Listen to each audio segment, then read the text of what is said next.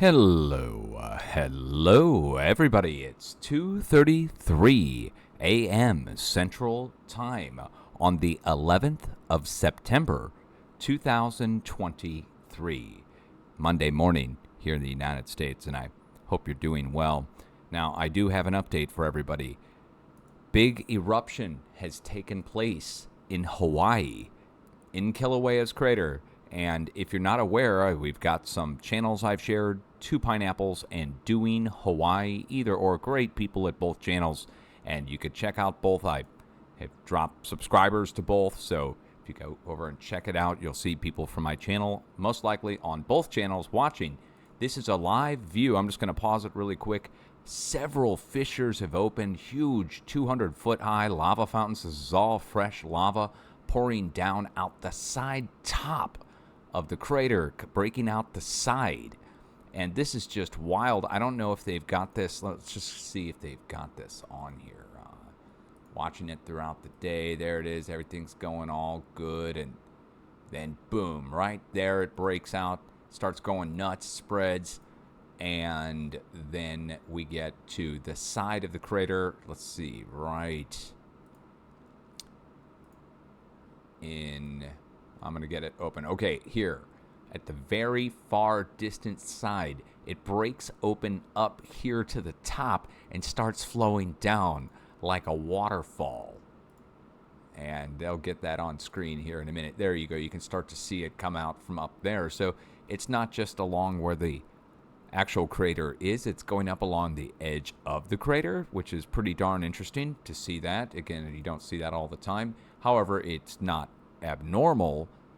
Magma is being forced up along the sides and through tubes and vents, and it'll come out at a weak point along the sides. So it just proves there's a lot there, and it's being forced up as high as there. However, it's really down below here. Anyway, getting back to a live view. This is the current live view. That's a lot coming out. It's filling up the crater again. It's got a long way to go before it gets to the top, so I don't think you have to worry about anything like that. Now, I will take you out and show you Hawaii in case you don't know where Kilauea is. Here is Hawaii. Here is the big island of Hawaii. Here is the massive Mauna Loa. And right next to it here is Kilauea. And what's filling up now is inside of the crater itself. Now, I don't know how much, and we could probably get a side view on this just to show you a depth perspective compared to Mauna Loa. There we go. So you can get the idea there. I mean, it's a pretty big crater, and now this could come out and may come out the side, depending on how high the lava flow goes. I'm not saying it's going to. I'm just saying it can. It has in the past. It's been a long time. But usually there would be a flank outbreak somewhere down in here as the inner part of the volcano. There would be weak points as well, and it can break out along the surface, along the flank or side or base of the volcano. That can also happen, but I'm not saying either of those things are going to happen. I'm just saying that that can happen. Seen it in the past. Now, let's go over and just quickly look at my YouTube channel. I'm not trying to brag or tell anybody anything weird or anything about self-promotion, but come over and check my videos from today, well, 23 hours ago, so the 10th, or go back a day ago. And what you'll see is me talking about Hawaii and us looking, we're on the last day of the watch for Hawaii to flare back up. We're looking for big seismic. I also mentioned the possibility of volcanic. However, I do not forecast volcanoes. I'm very specific about that. I don't do volcanic forecasting. But like I've said in the past 1,000 times, when you see that seismic increase around a volcano, it's kind of a no-brainer, right? And we're looking for Kilauea, and the warning was for Kilauea, for the earthquake activity to pick up, and it did. It went through the roof, and everybody, this is the topic of my discussion last night in my video, this huge stack of earthquakes that's there on the screen now. I was talking about this in my update yesterday, the big stack of earthquakes, and how I could see that people were starting to tune back into Two Pineapples and Doing Hawaii, the two live streams that covered this stuff. I could see why there was 20 or 30 people in there in the middle of the night, because the number of earthquakes, and the number of earthquakes indicated something was getting ready to happen. And what's getting ready to happen? Well, now you see it.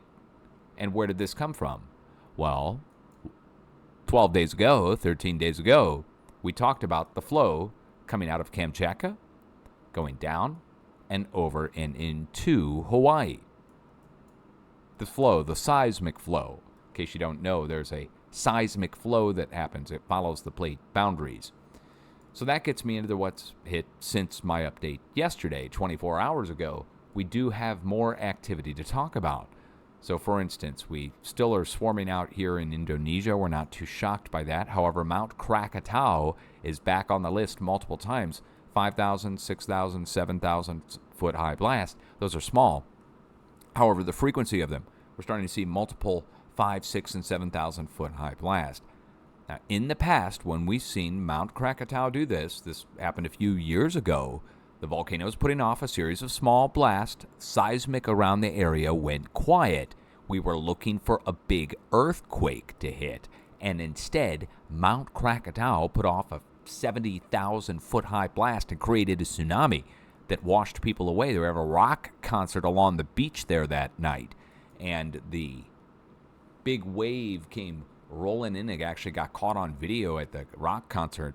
Anyway, we've seen this happen before with this volcano where it just does several small blasts, and then you'll see it, you'll be out on the list, and it'll show back up with a 30, 40, or 50,000 foot high blast or bigger. And that's something I'm now worried about just because it's on the list. And it's not normally on the list. If you go check the list, you don't see Krakatau on there all the time. I'm going to go check right now and just see who's on there currently. Popocatépetl Batal, there it is again, another one, 4,000 this time. And we'll just go down the list and you'll see each time it's reported, it's like, 5,000, 4,000. But it's enough times that it's starting to draw my attention. Klyuchevskoye up in Kamchatka, Russia, they're saying it's resuspended ash from blowing ash from wind. Okay. Sabancaya in Peru, Fuego in Guatemala, Mayon in Philippines, that's just small, 9,000 foot. I don't see any huge blasts. However, Ebico is on the list. They're saying Ebico erupted, but Klyuchevskoye is just resuspended ash. Okay. They're side by side. Whatever. Anyway, we're watching for a big earthquake to take place here in Indonesia. And then volcanically speaking, again, I don't forecast volcanoes. So if they're saying that it's resuspended ash, again, I just say whatever, because that's all I can say. Anyway, let's get back to it. Hawaii's broken apart, busted open. We see a new huge lava flow at Kilauea. This is at a time where we're watching for Kilauea to do something serious. And here it just did on day 13 of the 14-day watch.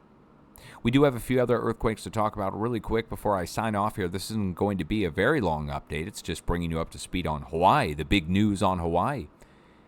We do have a 4.0 earthquake, 3.9, which struck in southern Colorado at the pumping operations. Some agencies reporting 3.6, USGS 3.6, but pumping operations, oil and gas, down at Segundo, Colorado. I'll show it to you really quick, and then we'll just get on out of here. Do you guys pay attention to this kind of stuff normally? The smaller earthquakes, the 3s and 2s. Some people don't. I would suggest you do, because here in Colorado, for instance, you start seeing 3s and near 4.0 level activity, and they break out around these oil pumping operations that are here. Let me show you an example of a nearby well, just so you can see what I'm talking about. There we go. So you got the pipeline, you got the pump, the jack, and then you've got a little thing built around the berm. That thing that's built around there is to protect the jack or the pump. Some of these don't have the protective shed around them yet, even though it's a state regulation, they now put them in. And anyway, you should be able to see the shadow of the jack of the pump there. So we're doing oil and gas, and every one of these little pads on the ground is a different oil or gas well. This one, they're doing fracking. Wastewater disposal at this one. So they drill at this one. They'll take chemicals, put them down into the ground. Southern Colorado has just thousands and thousands of these wells here all across the entire mountainsides of southern Colorado. And that's where our 4.0 earthquake struck. So you need to pay attention to the small quakes because they can be followed by significant size quakes near where the smaller quakes are taking place. Hawaii. Now, also, over to the east, over at Illinois, I talked about this yesterday. That's at a pumping operation at the Illinois-Indiana border, oil and gas. Same with down in Texas. Each one of these sets of quakes at oil and gas. So how many is that? 1, 2, 3, 4 sets of quakes in the last 24 hours across the whole Midwest. Every single one of them in the Midwest at a drill point. What does a drill point have to do with anything that I'm talking about with the volcanoes? Well, it turns out the weak points in the plates get hit with seismic. No duh, right? But when you start drilling in, or if Mother Nature punches in from underneath, we start to see that the wave that's traveling through the plates gets attracted to those spots. And then that's where it drops off the quake. The wave drops off the quake. What wave? This seismic wave that we've discovered over the last 10 years. There's a seismic wave that's spreading out from the West Pacific. Some kind of electrically induced very low frequency, ultra low frequency. I don't know yet. I need to build a VLF antenna and put the damn thing in the ground like the guy from Italy.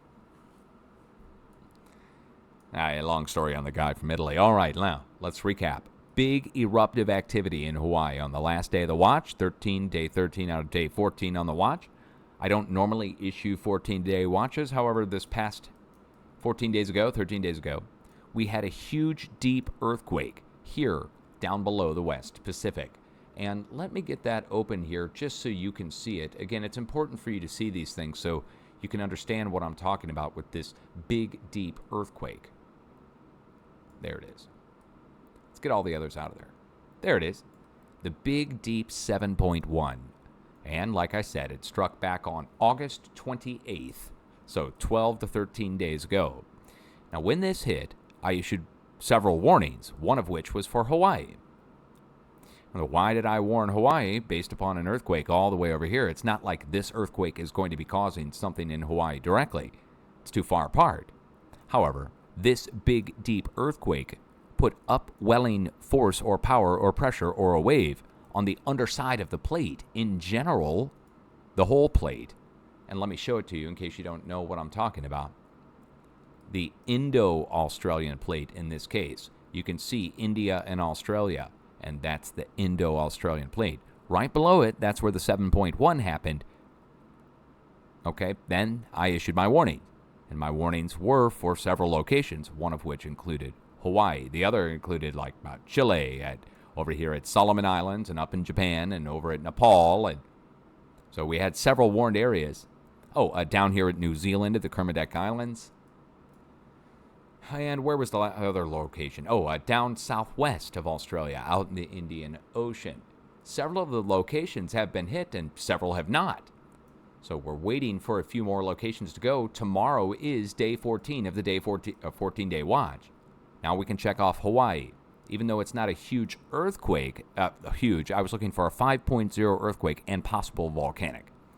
So here we got a huge swarm of earthquakes, hundreds and hundreds and hundreds, and then big outbreak, and I mean big. So I would encourage everybody, now I'm going to tell you right now, you need to go over here and go subscribe to Doing Hawaii. And you also need to go subscribe to Two Pineapples. I have never met them personally. However, they are the nicest people I've ever interacted with online when it comes to channels on YouTube. They are so nice, and they're just doing their thing. They live in Hawaii. They cover this stuff, and they're there physically at the location. They aren't just broadcasting remotely. They actually went there when it started to erupt. They're on the road, and they're on their way there like firemen. They're heading on their way into the scene of whatever's going on. I would dare say they're even doing a little bit more than the USGS is. If you check the USGS stream and check the USGS website and compare the USGS website and what the USGS is offering, they're not offering jack shit compared to what you're seeing on the screen right now. No shit. Pardon my language, but for real, they got like spectros. Look, they got spectros, they got the tilt meter, they got it all on one screen, and you can still see it all. That's over at Two Pineapples, and the same could be said over here on Doing Hawaii. Check it out. Look, they got the spectros, and they got multiple camera views all on one screen. USGS could do it, man. Put me in charge. Put me in charge of the HVO. I'll do it for free for a month. If they don't toss me into the volcano, I'll turn the damn place around. Dutch versus the volcano. Do I got some floating luggage? All right. Now, you guys, be safe. This is why it's actually important to pay attention to the small earthquake activity. So, like I said, we were watching for Hawaii to flare up. But why? Let me explain one more time to anybody here who's new. We were looking up here. And when I saw this quake, this 5, That's when I knew that there was going to be a wave spreading down and over to Hawaii. I talked about it at length in my video yesterday. And then the flare-up started, seismically speaking. Everybody starts to raise their eyebrows who's paying attention. Everybody starts to pay attention. And then, boom, it breaks. There it is. It's like clockwork now. Now you know what to look for. If you're in Hawaii, what you need to look for is you need to look for seismic activity coming out of Japan and coming out of Kamchatka. You start to see it go through the roof up here. You know to watch for this wave to come right down the under Seamount Ridge, come down, come over, and go into Hawaii. And then, after that, within the next few days, watch along the fracture zone over to the east and look where it points. See where it points to? Baja, South California, Baja, mainly Baja. Watch there, right where it points in. Break there. After it goes from here, the wave will go follow the path of least resistance, fracture zone, right over into the plate. Additionally, there's an undersea mount that goes down to the south. Do you see it? It branches off the Hawaiian Island chain, goes down, makes a crescent-shaped C-shaped bend, and goes right up into our other earthquake from yesterday, and Sabancaya volcano. Oh, we have a series of volcanoes in Peru. It makes a C-shape, the undersea mount chain. That wave is also going to be coming down, going over, and in to South America at Peru. And since we know this is having a volcanic effect, the wave, we should watch Peru for not just seismic now where this points in, but watch for an increase in volcanic down here as well. I wouldn't normally issue that warning, except for what's just happened in Hawaii. Like you guys know, I don't normally forecast volcanoes. Normally. In Alaska, the same thing applies. Look, if we're going down in Hawaii, what Shishaldin up in Alaska maybe, one of the others, you keep an eye out. Again, I'm not forecasting any volcanoes in particular, but when I see one go in the middle, this was the topic of discussion last night when I brought it up in the middle. Here's me yesterday. Activity up here, activity down here. The only thing missing is in the middle at Hawaii. You like that impersonation of my own voice? Look, when I impersonate other people, I do goofy voices, but when I do myself, it's got to be the worst. On that note, you should have an earthquake plan that'll take a little bit of the edge off the fear on earthquakes. I'd say you can replace your fear with vigilance. I was told by AI that you're fearful, so, you know. In case you didn't hear. AI said I'm a fearmonger. AI said that I backdate my posts to get my earthquake forecast right. AI said I'm Ben Davidson. Who's that? Can you believe it? I'd say AI is broken, wouldn't you? All right. Much love. Have an earthquake plan. It'll take the edge off. And I know you're not scared. Don't be scared. You need to be prepared. Being prepared means watching the earthquakes come your way. Look, there's a whole boatload of people in Hawaii who knew to look for this. Several days ago. A boatload of people in Hawaii knew to look for this time. That's why there's a lot of people who are not caught off guard by this. Dare I even say the USGS maybe knew to look this time. Why would they know to look? How about a guy made a video that told everybody to look for it, and a bunch of people freaked out on me for saying it and said I was trying to scare people, including AI? How about that volcano erupting now?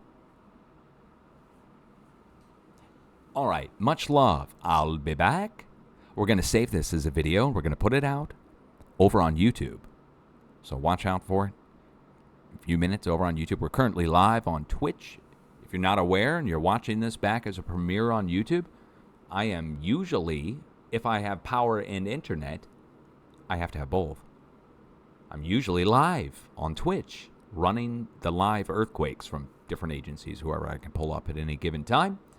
And you can watch it live with an audience and discuss seismic events with other viewers if you wish. That's on Twitch, live 24/7. Otherwise, you got to wait for the video to get made by me and uploaded to the tube. People ask me why I don't do live on YouTube. Oh, you didn't hear? Oh, you didn't hear what happened? Have you ever heard of the number 187? Nah, never mind. Never mind.